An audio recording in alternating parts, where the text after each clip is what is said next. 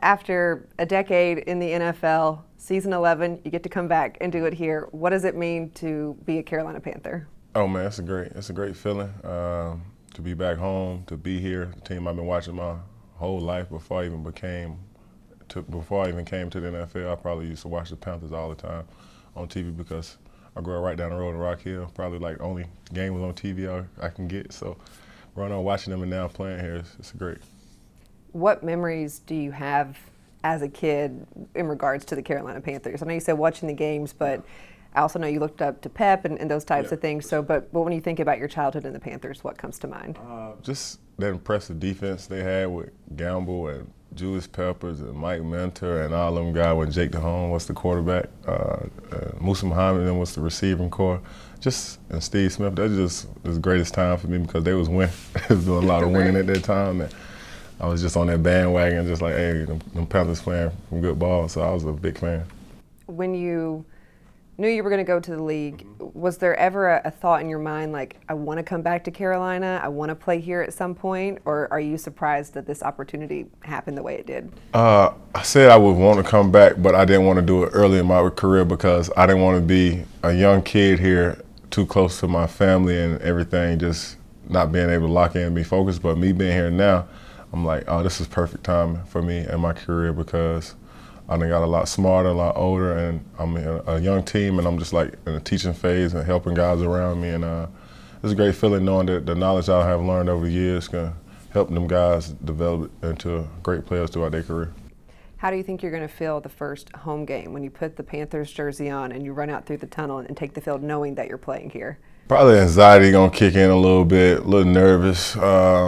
I think that's just come with the territory, come with playing football in general, man, and the nerves and knowing that you're in front of your people that have been watching you your whole career and that they very close now. So it's just gonna be that until I get that first snap, and then I think it'll be over with. That game face will be on. Yeah, for sure. What have you learned about this team throughout training camp? A lot of young guys, but they come to work every day, and all of them want to be great players. That's what I've learned. Like everybody might be young, but they all come to work, and you couldn't tell they just come to work and grind it out and have fun doing it. It's not a team that don't have fun. The locker room is full of a lot of clowns and a lot of guys that crack jokes, but a lot of guys that work well too. So that's the good thing about the team. You have your fun, but they know how to work hard and go out there and make plays. So to be on a team like that, it's great.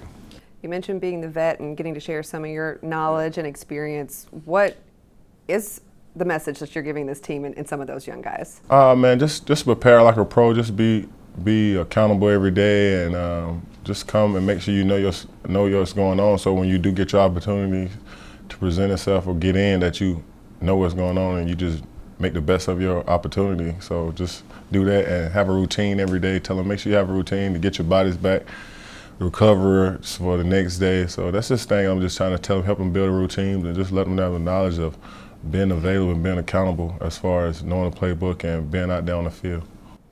You know, your roots are in Rock Hill, and I mentioned before this interview, like we have all the South Point highlights of yours in the archives. When you think back on your time there and growing up there and playing high school football there, what comes to mind for you? Oh man, family and friends.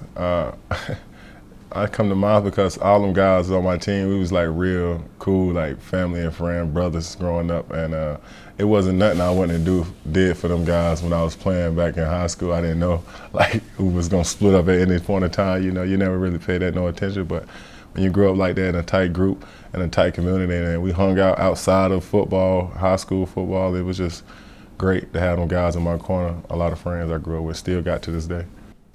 Is there anything on the field that comes to mind if you're sitting back and you're maybe putting in the tapes and rewatching your highlights? Just the big hits. Yeah. Oh my God, I had a lot of big hits. We used to give out hammer awards back in high school. So whoever get the biggest knockout of the game, you get a hammer. And I had like a few of them. I had about 6 or 7 hammer awards. So that's a great. I just love hitting back then, making big hits, big plays. Yeah, you mentioned the relationships that seem probably more important than what you were doing maybe on the field. Yeah. Do you still have those relationships today? Will some of those guys maybe be at your first home game? Yeah, for sure.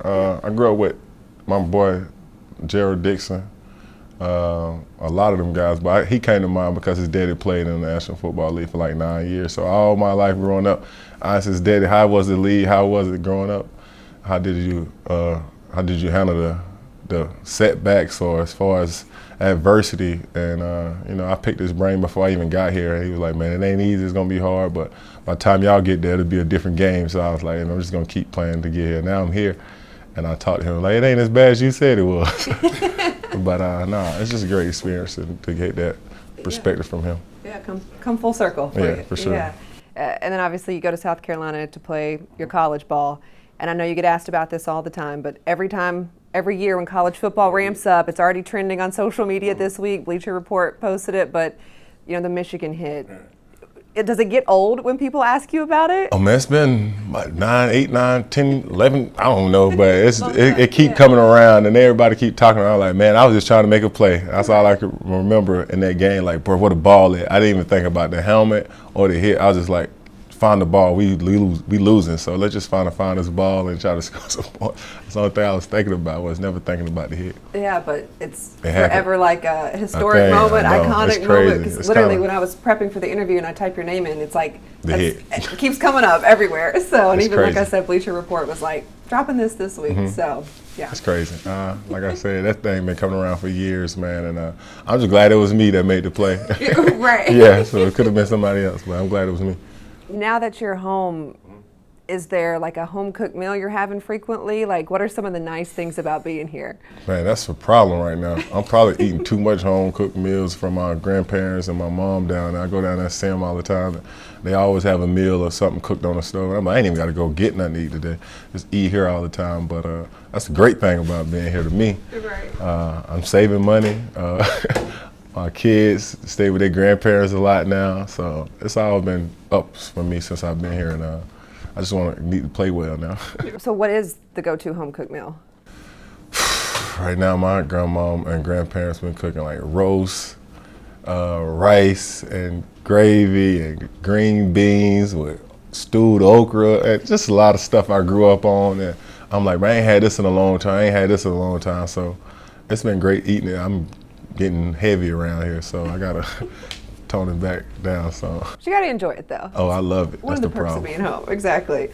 What about, like, is there a hometown restaurant that you go to, or something that you're like, oh, I'm so happy to be back in Carolina? Oh man, probably Wing Shack, Wing Bones or Chicken Shack. They got these honey hot chicken strips and cheese fries I love, and I probably eat them all the time. Or Captain Steve's. I'm eating that. You ever heard of that? Seafood restaurants like right down the road. It's like a family-owned family business, but it was one of my favorite restaurants growing up, Captain Steve's, and it's in like Fort Meade area. Okay. So I go there a lot. All right, next interview, you can help me order something off for the sure, menu there. For sure. Yeah. And then back in the number 7, high school, college, what does it mean to put the 7 back on? Oh man, that's a great feeling. I feel like when I put that 7 on, it's like, that is just do something to me, man. I feel like the old me, so I'm ready to get out there and we'll see what happened in that 7. Any ticket requests yet for the first home game? Oh man, I had like 10 people asking for tickets already, but I'm like, family, cousins. I'm like, I don't know how I'm gonna get to y'all, but I'm gonna see how I go. I'm gonna break it down throughout the season and try to get y'all to a few games. Strategize. You get this game, you get this game. Yeah. Oh my God, it's gonna be a lot going on this season. Yeah. I appreciate your time. Wish you the best of luck. Happy to have you here in Carolina. Glad to be here. Thank you.